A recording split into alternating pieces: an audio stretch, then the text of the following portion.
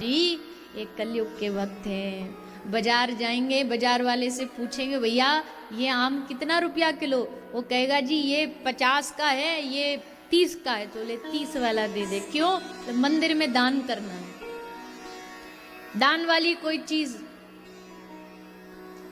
कोई देवता को बोला हमारा ये काम पूरा कर दो, देवता जी हम आपके सामने आज से केला नहीं खाएंगे।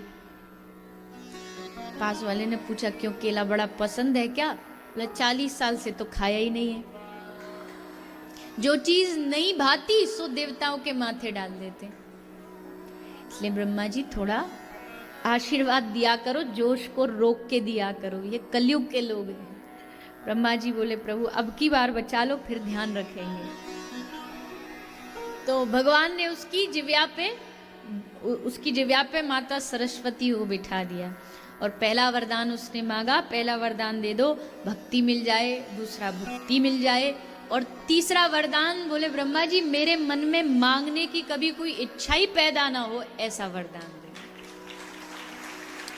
कोई इच्छा ही पैदा ना हो। ये सबसे अच्छी भक्ति है।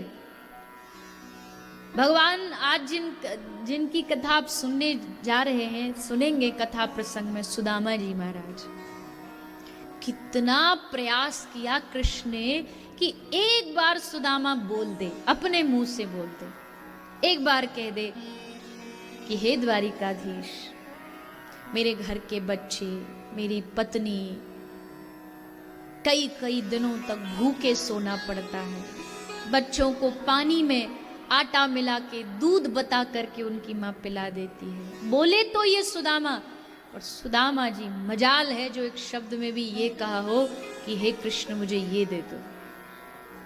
बस इतना ही कहता रहा, पूरे मिलन में सुदामा यही कहते रहे, हे कृष्ण, हे कन्हैया तेरी बड़ी कृपा है, हे कन्हैया तेरी बड़ी कृपा है, बस यही कहते। और यही भक्त का, देखो भक्त के जीवन में 2 शब्द जरूर होने चाहिए। आज ये सूत्र अपने साथ लेकर के जाइएगा, 2 शब्द आपके जीवन में होने चाहिए। अगर आपकी इच्छा अनुसार सब काम हो रहे हो तो समझो हरि कृपा।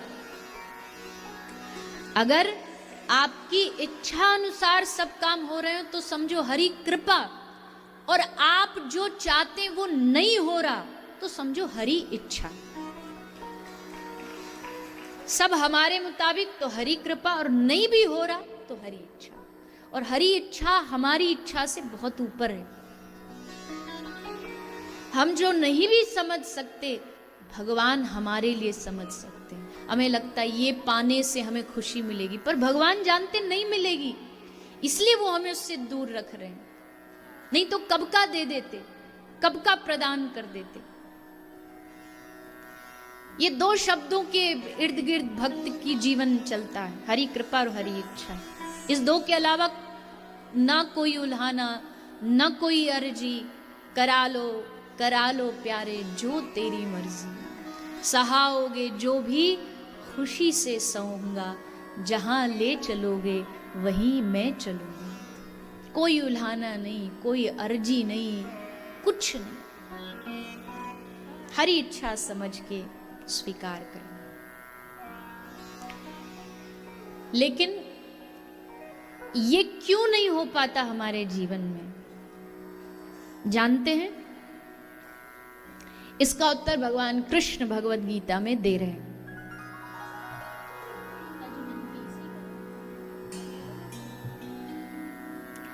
क्यों नहीं हो पाता? कृष्ण कह रहे हैं ध्यायतो विषयान पुंसः संगस्तेषु पजायते, संगान संजायते कामा, कामात् क्रोधो विजायते, क्रोधात् भवति सम्मोहात्, सम्मोहात् स्मृति विभ्रम, स्मृति भ्रंशात् बुद्धिनाशो, बुद्धिनाशात् प्रणश्यति। ध्यायतो विषयान पुंसः, ये इसलिए नहीं हो पाता क्योंकि हमारा जो संग है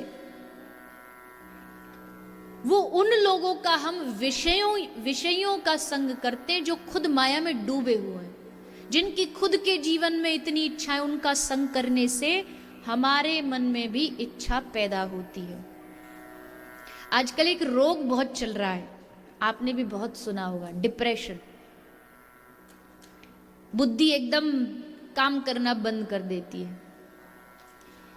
ये शुरू कैसे होता है, इसका पूरा प्रोसेस क्या है, वो भगवान कृष्ण ने आज से 5000 साल पहले अर्जुन को इस 2 श्लोक में बता दिया।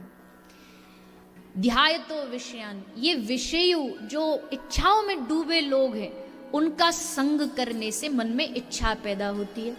उसके पास फलानी गाड़ी मेरे पास भी होनी चाहिए, उसके पास ऐसा धन है, इतनी फैक्ट्रियां मेरे पास भी होनी चाहिए, इच्छा पैदा हुई। लेकिन अब फिर इच्छा में बाधा, इच्छा में रुकावट आती है, क्योंकि इतना पैसा नहीं है।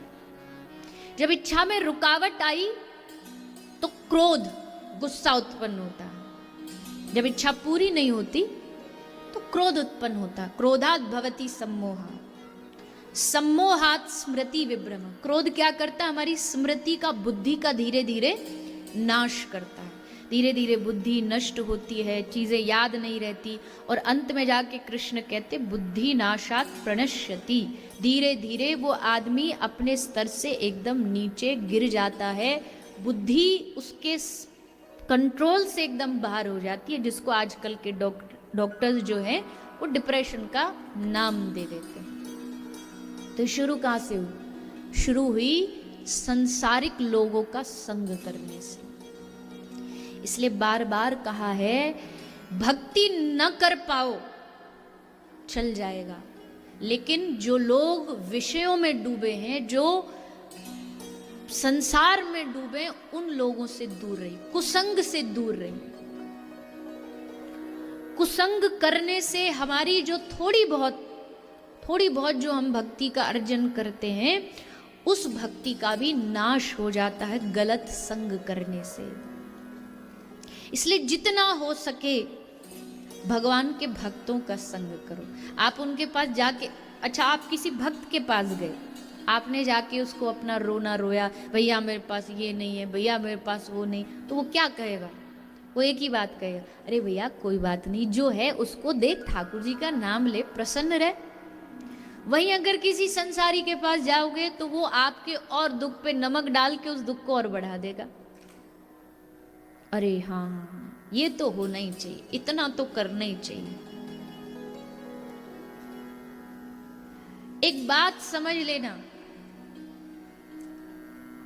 इच्छा पूर्ति होना ये भगवान की कृपा नहीं है। इच्छा पूरी हो, क्योंकि आज ये इच्छा पूरी हुई है, कल दूसरी प्रकट हो जाएगी। इच्छा पूरी होना भगवान की कृपा नहीं है। इच्छा का विनाश होना, खत्म हो जाना, अब कोई इच्छा ना, वो असली कृपा है, और वो भक्तों के संग से ही प्राप्त होगी। दूसरा कोई रास्ता, कोई शॉर्टकट नहीं है। इसलिए भक्तों का संग करिए। आपके पास तो यहाँ बहुत सारा साधन है,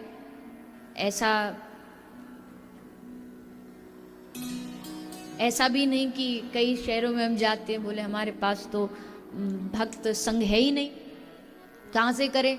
आपके पास तो यहाँ कथा में मैंने देखा, फिर हम एक दिन गौड़िया मठ भी गए, वहाँ भी देखा, सब अच्छे अच्छे भक्त हैं, उनका संग करें। सूरदास जी कहते, बाबा सूरदास का भाव है कि भैया भजन कर रहे हो फिर भी कुछ नहीं मिल रहा, मतलब जीवन में अभी कुसंग है, उसको छोड़ो। वो छोड़ोगे